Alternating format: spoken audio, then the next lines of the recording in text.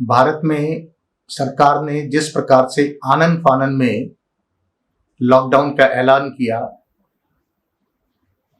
जिसके लिए कि बिल्कुल कोई तैयारी नहीं की गई थी, लगभग इटली के बाद लगभग 2 महीने बाद लॉकडाउन का ऐलान किया गया। जबकि चाइना, इटली ने ये प्रूव कर दिया था कि लॉकडाउन को अगर कोरोना के वायरस को अगर संक्रमण को रोका जा सकता है तो वह सिर्फ एक लॉकडाउन के द्वारा ही रोका जा सकता है। इसके बाद भी सरकार ने 2 महीने लिए, लेकिन उससे बड़ी चीज यह है कि लोगों ने उसका पालन किया। वैसा ही पालन किया, लेकिन लोगों को बाहर निकलना पड़ा क्योंकि सरकार की तरफ से कोई इंतजाम नहीं थे। लोगों के खाने पीने के लिए इंतजाम नहीं थे, लोग भूखों मरने की स्थिति में आ गए थे। तो 3 दिन बाद वो निकल पड़े अपने अपने घरों पे जाने के लिए। उनकी मजबूरी थी क्योंकि उनसे मकान मालिक किराया भी मांग रहे थे। उनकी मजबूरी थी कि उनकी नौकरियां भी चली गई, पैसे का कोई और साधन नहीं था उनकी रोजी रोटी का। तो उन्होंने यही बेहतर समझा कि अपने अपने गांव वापस चला जाए। और जब वह जाने लगे तो सरकार की हालत ऐसी हो गई कि उनके पास कोई जवाब नहीं था। ऐसी स्थिति में 2-3 दिन जब ये चला, उसके बाद उन्होंने तबलीगी जमात का मामला उठाया। जो तबलीगी जमात करीब उनको 8-10 दिन पहले से ही पुलिस को, जो वहां के एसएचओ हैं और जिनका ऑफिस जो पुलिस स्टेशन है वो और तबलीगी जमात का बिल्डिंग, दोनों की वॉल्स बराबर में है, एकदम एक साथ चिपकी हुई वॉल है। उन लोगों को उन्होंने करीब 8-10 दिन पहले कहा, उसके बाद भी ध्यान नहीं दिया। उस लेटर की कॉपी उन्होंने कमिश्नर को भेजी, डिप्टी कमिश्नर को भेजी, उसके बाद भी ध्यान ना दिया जाना। उनके बाद उन्होंने अपनी गाड़ियों का अरेंजमेंट किया और उसके लिए परमिशन का बोला, तब भी नहीं किया जाना।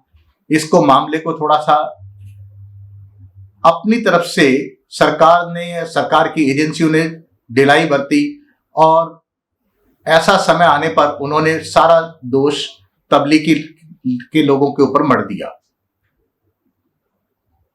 ताकि माहौल देश में कुछ और बन सके। और वो बना भी उसके हिसाब से, क्योंकि यहाँ का जो मीडिया है, मेन स्ट्रीम मीडिया भी जब उसमें लगा हुआ है, तो ऐसे में ऐसा होना स्वाभाविक था। जो लोग तबलीगी जमात के कहीं पॉजिटिव पाए गए थे, आज वो ठीक हो गए हैं और ठीक होने के बाद वो अपना ब्लड प्लाज्मा डोनेट कर रहे हैं। ऐसा उनके संगठन ने भी कहा है। इस प्लाज्मा से एक नया एक्सपेरिमेंट करने की कोशिश की जा रही है, जो कि होना भी चाहिए, ताकि कोरोना पीड़ितों को वो प्लाज्मा दिया जा सके और उनकी इम्यूनिटी बढ़ाई जा सके। ये एक अच्छा कदम है, लेकिन यह एक हिट एंड ट्रायल मेथड है और ऐसा कभी कभी करना पड़ता है। जब समय ना हो तो ऐसा करना पड़ता है, ये स्वाभाविक है, जो कि सरकार कर रही है। इस वायरस का इतना जब प्रकोप था और दिख गया था कि 23 जनवरी को चाइना ने लॉकडाउन किया, 9 मार्च को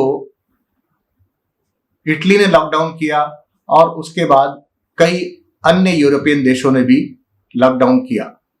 जब इसका एक ही सॉल्यूशन था कि इस चेन को तोड़ा जाए लॉकडाउन के ऐलान के साथ, तो ये पहले भी किया जा सकता था, लेकिन हम अपने अपने एजेंडे में मस्त थे कहीं ना कहीं।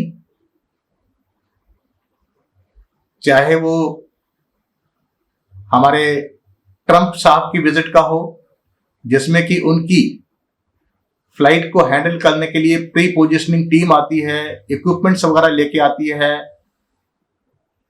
उसमें संक्रमण के चांसेस बहुत थे, क्योंकि उस समय तक अमेरिका इसकी चपेट में अच्छी खासी तरह से आ चुका था, जिसको कि ट्रंप साहब नहीं मान रहे थे, लेकिन आ चुका था।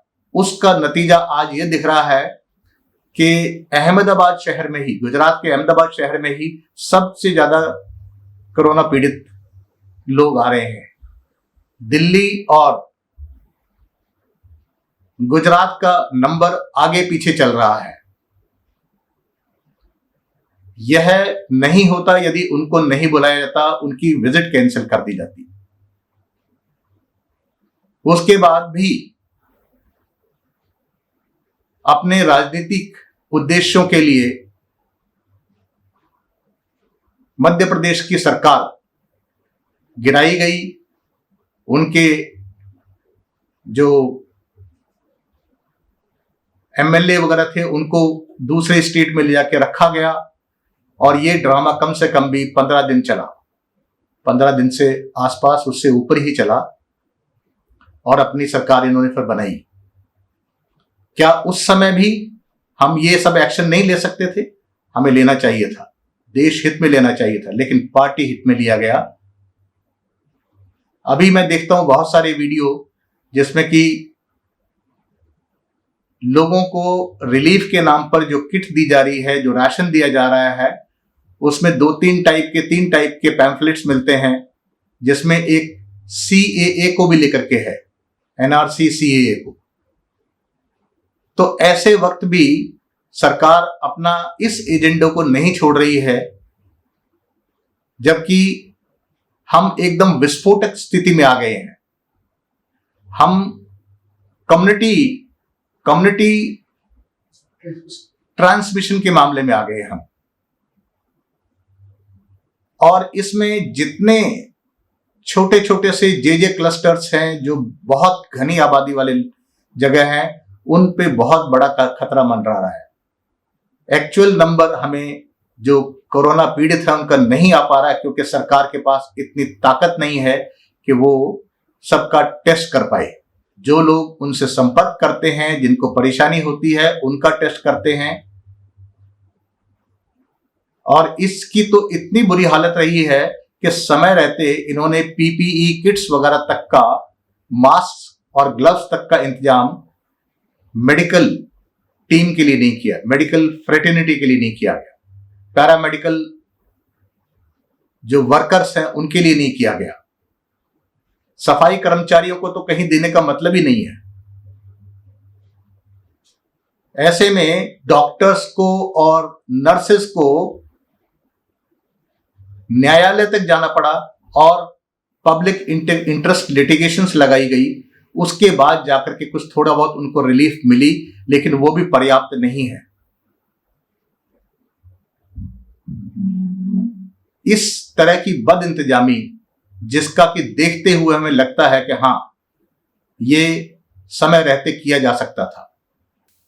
इसी दौरान एक पूरा एयरक्राफ्ट भर के 90 टन का सामान, जिसमें PPE इक्विपमेंट, मास्क और ग्लव्स वगैरह भेजे गए सर्बिया को, एक्सपोर्ट किया गया।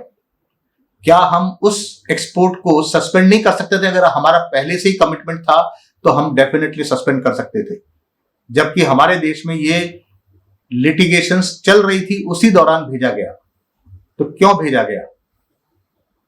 हमें इतना तक सहना पड़ा कि वही ट्रंप जिसके आगे मोदी जी इतना नतमस्तक थे, उन्हीं ट्रंप ने भारत को बड़े तलखी अंदाज में, जब उन्होंने गोलियां इंपोर्ट करने के लिए कहा, दवाइयां इंपोर्ट करने के लिए कहा, और उसके लिए सरकार की तरफ से डिसीजन लेने में थोड़ी सी देरी हुई, और उतनी देर में उन्होंने बयान दे डाला कि इसके अंजाम वो देखेंगे आगे।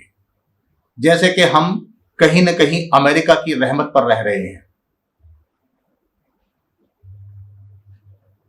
जहां तक ऐसे लोगों का सवाल है जो कि कोरोना पीड़ित हैं, उसमें सबसे पहला जो सभी लोगों को पता है, आप लोगों को भी मालूम होगा, वो कनिका कपूर का था केस। और कनिका कपूर ने बताया कि एयरपोर्ट पर ऐसा कोई विशेष इंतजाम नहीं था जिसमें कि पता लग पाए कि कौन आदमी संक्रमित है कौन नहीं है। और वैसे भी इसके सिम्टम्स जो हैं वो आने में 6 से 10 दिन लग जाते हैं, कभी कहीं कहीं किसी केस में तो 10 दिन के भी ऊपर जाता है। वो इसीलिए आ गई और अपने कहीं न कहीं कार्यक्रमों में गई जहां उनका संपर्क हुआ। उसके बाद उसको पता लगा कि उसकी ऐसी हालत है, तब वो उसको क्वारंटाइन किया गया, उसका इलाज किया गया। तो इसमें क्या गलती है उसकी? ऐसे ही जो कॉमन आदमी है जिसके अंदर पनप रहा है और जिसके कोई सिम्टम्स नहीं नजर आ रहे हैं, जो जैसा कि अभी ICMR ने भी अपनी रिपोर्ट में कहा है कि लोगों के अंदर है, टेस्ट किया गया है, लोगों के अंदर कोरोना पॉजिटिव है, लेकिन उसके कहीं कोई लक्षण नहीं दिखाई दे रहे थे। तो ऐसे में कैसे पता लगे? इसमें तो जैसे कोरिया ने किया, अपने सारे नागरिकों का उसने कोरोना टेस्ट कर लिया, तो ऐसा कुछ करना चाहिए था। लेकिन इतनी अधिक जनसंख्या का नहीं हो सकता, ये हम भी मानते हैं। फिर भी हमें बहुत सारे ऐसे एडिक्वेट